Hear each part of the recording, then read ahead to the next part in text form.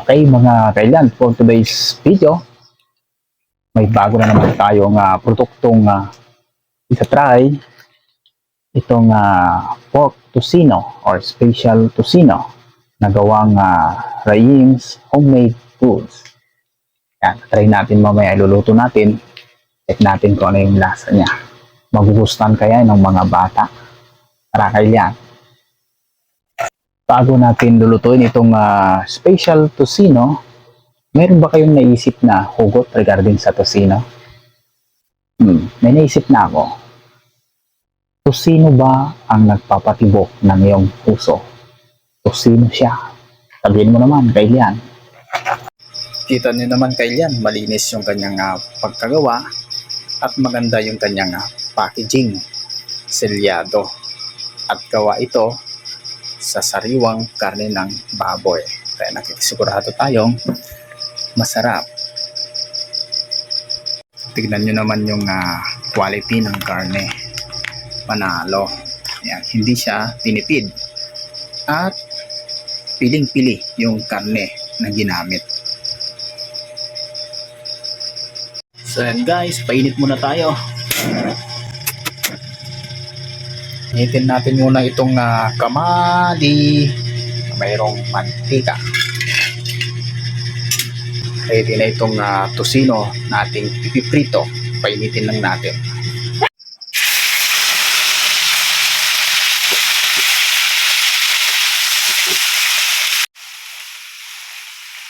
Guys, malapit nang maluto. Naluto na ito.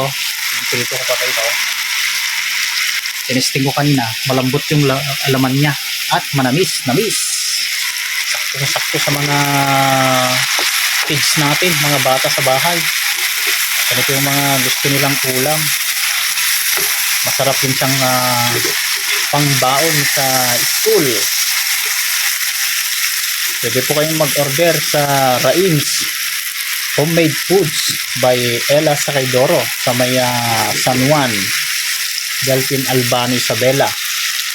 Ayan, lalagay ko mamaya yung link ng kanyang Facebook at pwede po kayong mag-direct message sa kanya kung gusto po ninyong itry at mag-order ng kanyang gawang pork tocino.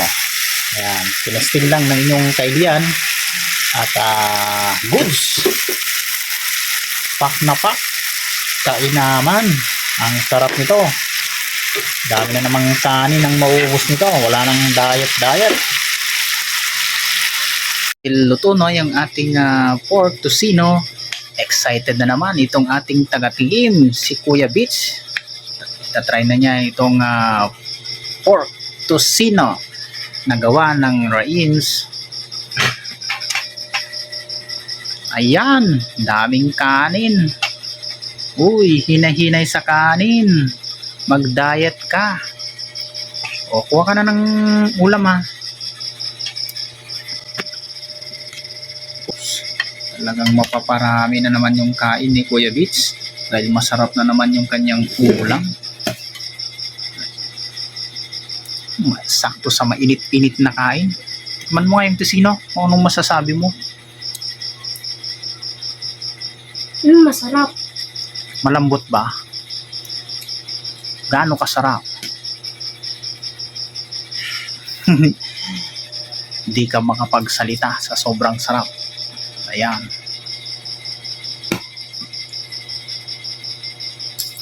Oh.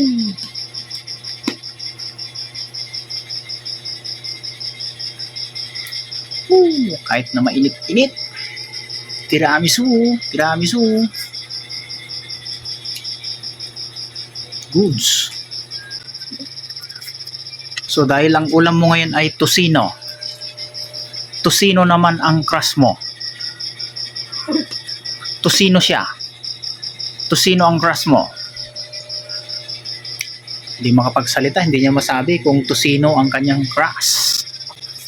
Yan mga kailan, ano pang hinintay natin? I-delink ko ngayon mamaya yung profile ni Ella Sacaidoro.